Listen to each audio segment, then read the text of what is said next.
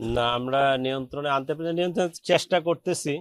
এখানেও বহুবিধ সমস্যা আসলে। দেখেন, ওই যে ওই অল্প জায়গার মধ্যে অনেক লোক বসবাস করে, এদের মনে ফ্যামিলি ব্যাকগ্রাউন্ড গুলো ওইরকম সেভাবে ভালো না, শিক্ষা টিক্ষা নাই, বা ওই মাদকের কাঁচা পয়সা, চাকরি করে কষ্ট করা লাগবে এই কষ্টও করতে চায় না, কাঁচা পয়সার দিকে ওই ইয়ং জেনারেশন ঝুঁকে পড়তেছে, অল্পের মধ্যে বেশি পয়সা পেতে চায়, তাড়াতাড়ি বড়লোক হতে চায়, স্বাবলম্বী হতে চায়। আমরা ট্রাই করতেছি, এই ব্লক রেট তো প্রায় দেওয়া হয় এবং প্রচুর পরিমাণে অ্যারেস্টও হচ্ছে।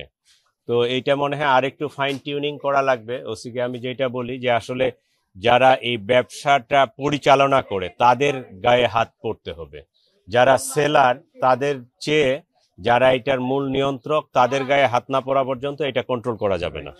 আমাদের মনে হয় আরো একটু কোয়ালিটেটিভ চিন্তা করতে হবে, আরো একটু ভালোভাবে চিন্তা করতে হবে। যারা গ্যাং লিডার, যারা এটার মানে নিয়ন্ত্রণ করে, যারা এখানে আধিপত্য বিস্তার করার চেষ্টা করতেছে, তাদের গায়ে হাত পড়তে হবে। তাদের গায়ে হাত না পড়লে এটা কন্ট্রোল করা যাবে না।